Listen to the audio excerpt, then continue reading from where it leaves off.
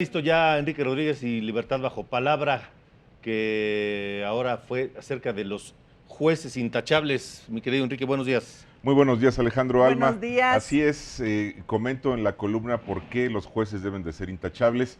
En el contexto de los últimos acontecimientos, Sí.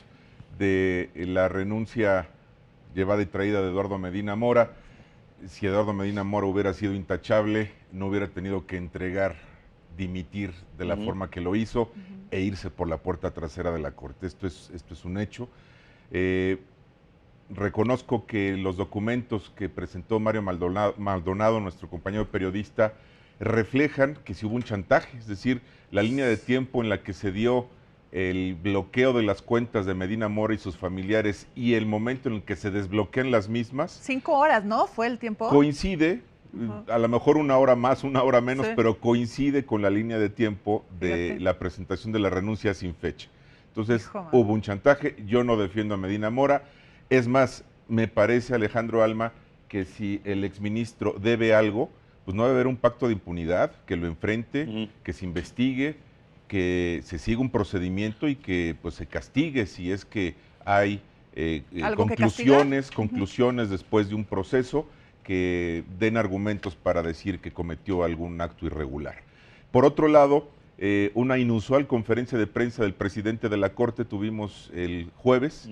Justamente en este contexto, desde 2011 no había una conferencia de prensa de un presidente de la Corte. Es algo realmente muy inusual. Y también en el contexto del enfrentamiento verbal entre Felipe Calderón y el propio presidente de la Corte, Arturo Saldívar, recordando los votos y los proyectos que presentó Saldívar cuando el caso de la guardería ABC, que enfadaron mucho a Calderón siendo presidente, y también el caso de Florence Cassé, que es de fama pública, en eso tiene razón el ministro presidente, y que en este caso Fernando Gómez Montt, quien fue secretario de Gobernación en ese momento, pues fue testigo de calidad de llevar y traer los mensajes de ese momento.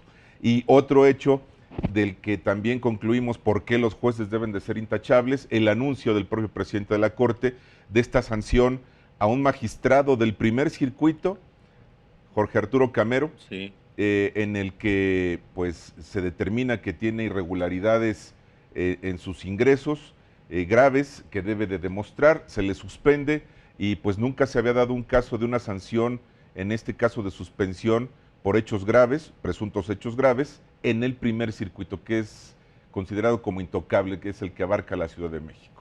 Sí, está extraño, porque además este hombre tiene en su escritorio el tema del aeropuerto de Santa Lucía. Y votó en contra de que, digamos, de los intereses del presidente de la República, Sí. para determinar que tendría que seguir la suspensión activa en el caso de la construcción del aeropuerto Santa Lucía. Independientemente de los casos que analice, si un juez tiene, lo voy a decir coloquialmente, cola que le pisen, se pone en situación de riesgo. Así Independientemente del contexto político, que no lo podemos desvincular de lo que está pasando. Por eso hay que leer Libertad Bajo Palabra de Sí. Enrique Rodríguez en la edición digital de El Heraldo de México. Se publicó ayer, Porque pero la salió encuentra ayer. hoy Ajá. en el sitio. Jueves del y Heraldo. domingos, así es. Muchas gracias. Heraldodemexico.com.mx. Así es. Gracias. Muchas gracias. Gracias, Excelente. Enrique.